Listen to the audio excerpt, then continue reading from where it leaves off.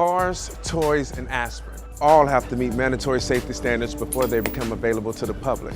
In fact, nearly everything we use on a daily basis is regulated by the federal government for safety. But guess what isn't? Are you ready for this? Guns.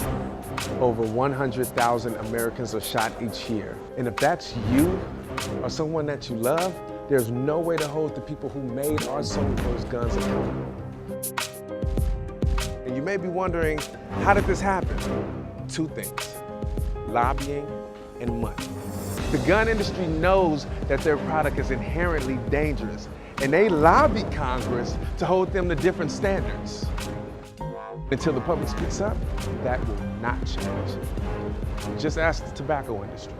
In the 1950s, cigarette smoking was cool, cheap, and socially acceptable.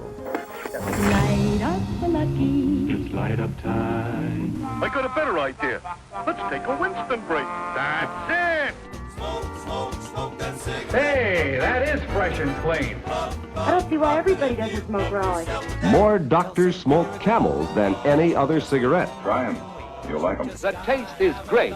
I believe nicotine is not addictive. I don't believe that nicotine or our products are addictive. Not addictive. Not addicted. Not addictive. And I too believe that nicotine is not addictive. The babies born from women who smoke are smaller. And some women would prefer having smaller babies.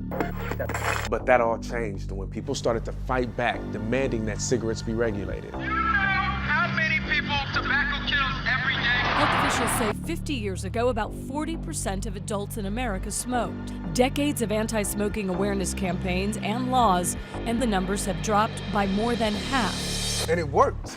Over the past 50 years, tobacco control in America has led to over 8 million fewer premature deaths. 8 million. That's the population of Virginia.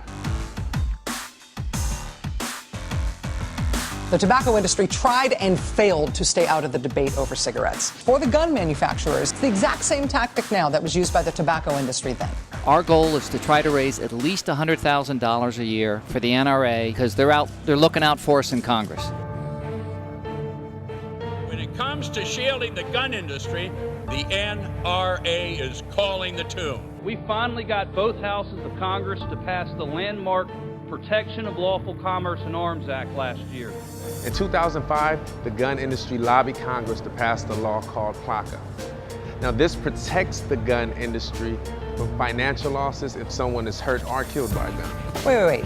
That kind of protection you're talking about wouldn't apply to a BB gun manufacturer, but it does to a gun manufacturer?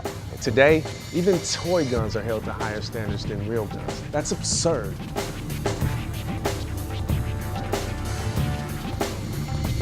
It was just unbelievable to me that my son is gone and no one is held accountable. For the first time ever, gun deaths have surpassed car deaths, making guns the deadliest product in America. U.S. is the leading developed country with the highest number of mass shootings in the world.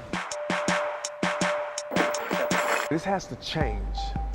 We did it with tobacco, and we can do it with guns. We need to demand that the federal government take action. Contact your legislators today and tell them to support the Equal Access to Justice for Victims of Gun Violence Act. Our lives depend on it.